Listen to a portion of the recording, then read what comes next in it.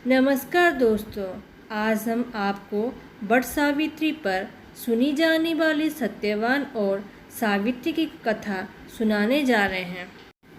एक समय की बात है, एक अश्वपति नाम के राजा थे। उनकी कोई संतान नहीं थी। राजा ने संतान प्राप्ति के लिए अनेक यज्ञ किए। उनके फलस्वरूप उन्हें एक तेजस्वी कन्या की प्राप्ति हुई। राजा ने कन्या का नाम सावित्री रखा। समय बीतता गया, सावित्री विवाह योग्य हो गई। एक दिन राजा ने सावित्री से कहा, सावित्री, अब तुम विवाह योग्य हो गई हो, इसीलिए स्वयं तुम अपने लिए योग्य वर की खोज करो। पिता की बात मानकर स्वयं सावित्री मंत्रियों के साथ यात्रा पर निकल गई। अनेक ऋषि के आश्रम, तीर्थ और जंगल में घूमने के बाद वो राजमहल वापस आ गए। उस समय उसके पिता के साथ देवर्षि नारद भी बैठे हुए थे। सावित्री ने उन्हें प्रणाम किया। राजा अश्वपति ने सावित्री से उसके यात्रा का समाचार पूछा। सावित्री बोली, पिताजी, तपोवन में अपने माता पिता के साथ निवास कर रहे हैं सत्यवान मेरे लिए योग्य है। मैंने मन से उन्हें अपना पति चुना है। सावित्री की बात सुनकर देवर्षि नारद चौंक उठे और बोले, राजन, सावित्री ने तो बहुत बड़ी भूल कर दी है। ये सुनकर अश्वपति चिंतित हो गए और बोले, हे देवर्षि, सत्यवान में ऐसा कौन सा अवगुण है? इस पर नारद जी ने कहा, राजन, सत्यवान के पिता शत्रुओं के द्वारा राज्य से वंचित कर दिए गए हैं। वह वन में तपस्वी जीवन व्यतीत कर रहे हैं और अपनी दृष्टि खो चुके हैं। राजन, सबसे बड़ी कमी ये है कि सत्यवान अल्पायु है। 12 वर्ष की आयु से अब उसके पास केवल 1 वर्ष की आयु शेष रह गया है। नारद जी की बात सुनकर अश्वपति ने सावित्री को समझाया कि वो किसी दूसरे उत्तम गुणों वाले पुरुष को अपने पति के रूप में चुन ले। सावित्री बोली, पिताजी, नारी अपने जीवन में केवल एक ही पति का वरण करती है। अब चाहे जो भी हो, मैं किसी दूसरे को अपने पति के रूप में स्वीकार नहीं कर सकती। पुत्री की हट के आगे पिता विवश हो गए।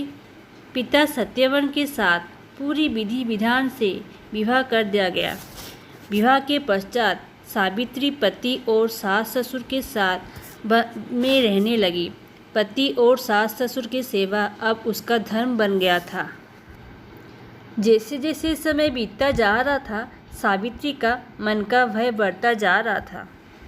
नारद जी का कहा अनुसार जब उसकी पति की आयु मात्र 4 दिन बची, तब सावित्री ने 3 दिन पहले से व्रत रखना प्रारंभ कर दिया। अंत में वो दिन भी आ पहुंचा जब सत्यवान की मृत्यु निश्चित थी।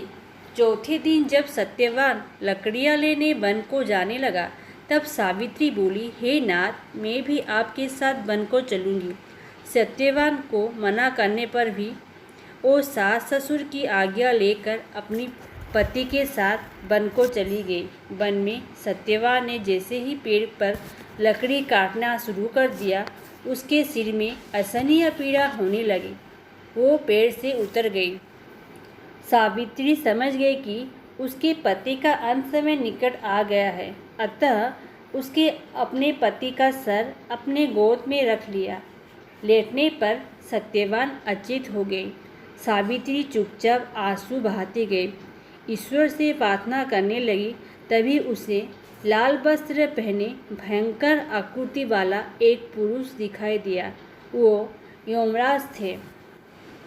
सावित्री बोली, महाराज, आप कौन हैं?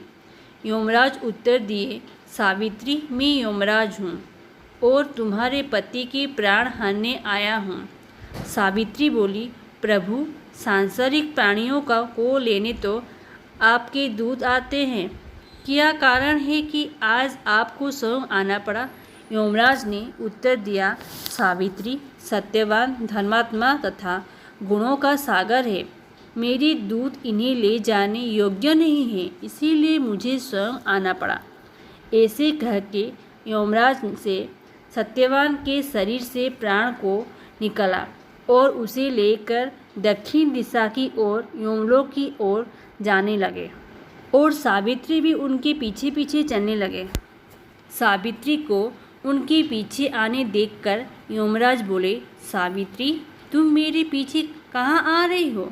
सावित्री बोली, मेरे पति जहाँ जहाँ जाएंगे मैं भी वहीं वहीं जाऊंगी, यही मेरा धर्म है। यमराज के बहुत समझाने पर भी सावित्री नहीं मानी। उसके पतिव्रता धर्म की निष्ठा को देखकर यमराज, तुम अपने पति के बदले कोई भी वरदान मांग लो।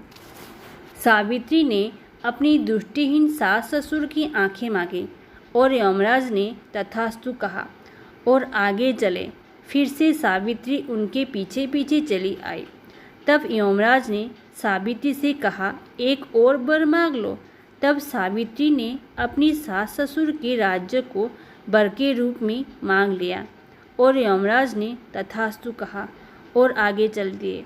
सावित्री फिर भी यमराज के पीछे पीछे चली आई और यमराज ने बोले, चलो और एक वर मांग लो।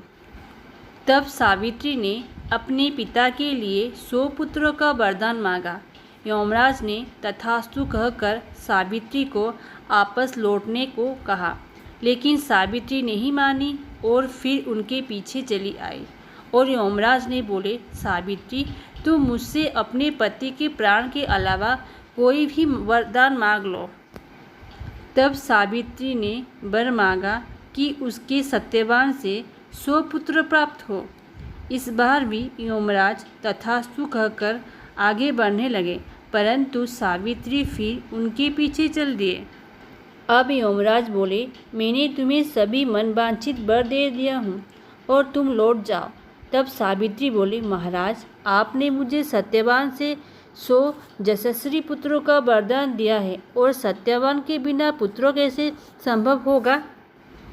ऐसे कहकर सावित्री ने यमराज को उलझन में डाल दिया।